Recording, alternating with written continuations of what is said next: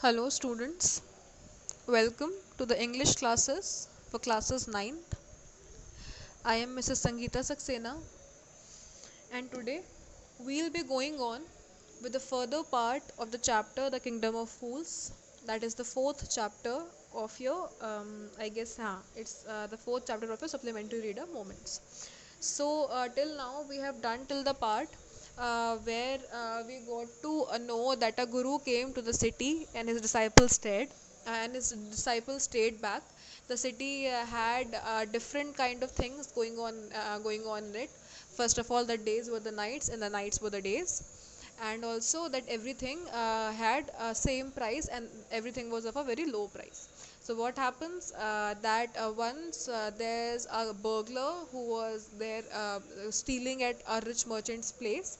He digs a hole in the wall and the wall falls on him and he dies. So now his brother says that the merchant should be prosecuted. Then the merchant says that it's not his fault. He says that it's the fault of the wall maker, the bricklayer, and the bricklayer says that it's the fault of the lady who was going up and down the road so that he couldn't focus. So now the lady has been called to the court. So let's start.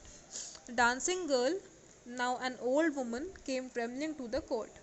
Did you walk up and down that street many years ago while this poor man was building a wall?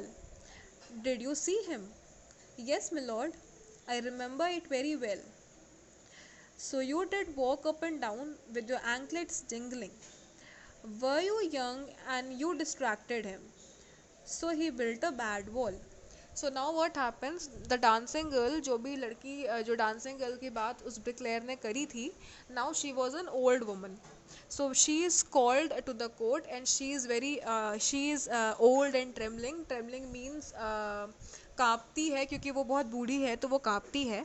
So now the king asks her, did you walk up and down that street many years ago while this poor man was building a wall?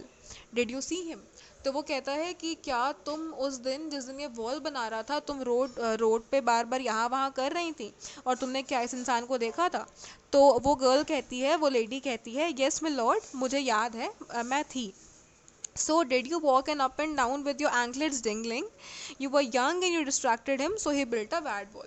तो वो कहता है कि king कहता है कि क्या तुम उस दिन अपने पायल पहन के यहाँ वहाँ घूम रही थी, घुंघरू तुम्हारे पायल के बोल रहे थे, ताकि क्योंकि तुम यंग थी और वो डिस्ट्रैक्ट हो गया था इसलिए उसने बैड वॉल बनाई, क्या ये तुम्हारा फॉल्ट है? ठीक है. So now it has fallen on a poor burglar and killed him. You have killed an innocent man, you will be punished. तो किंग कहता है कि it has fallen on a poor burglar. वो एक बेचारे गरीब लुटेरे पे गिर गई और क्या कहते हैं, अब वो मर गया है और एक वो इनोसेंट इंसान मर गया है, तो अब तुमको इसकी पनिशमेंट मिलेगी. She thought for a minute and said. उसने 1 मिनट के लिए सोचा उस लेडी ने और बोला, My lord, wait. I know now why I was walking up and down the street. I had given some gold to the goldsmith to make some jewelry for me. He was a lazy scoundrel. He made so many excuses, said he would give it now and he would give it then, and so on all day.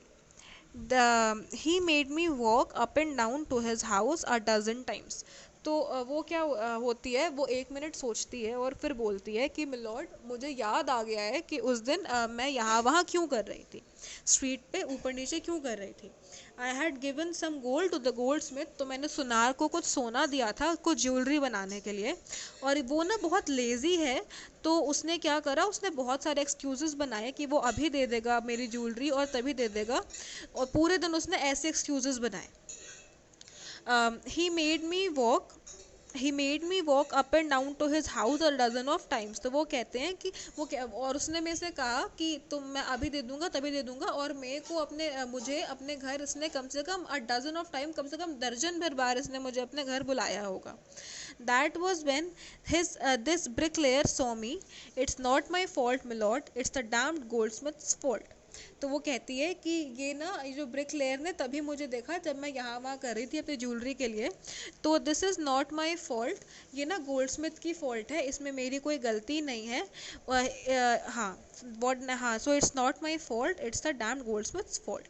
Poor thing, she is absolutely right, thought the king. Weighing the evidence, वो कहता है कि ओहो ये तो सच में बहुत ही ज़्यादा वो ये सही कह रही है और इसकी कोई गलती नहीं है, ये राजा अपने मन में सोचता है। We have got the real culprit at last, get the goldsmith wherever he is hiding at once. तो राजा कहता है कि we have now got the culprit whosoever is the culprit and now please go and bring the goldsmith. तो वो कहता है कि हमको अपना कल्प्रिट मिल गया है और जहाँ पे भी वो गोल्ड स्मिथ हो, जहाँ पे भी वो सुनार हो, उसको अब आप ढूंढ के लाओ। तो इस सीन में ये पता चलता है कि जब लेडी आती है तो वो कहती है कि उसकी फॉल्ट नहीं है, गोल्डस्मिथ की फॉल्ट है।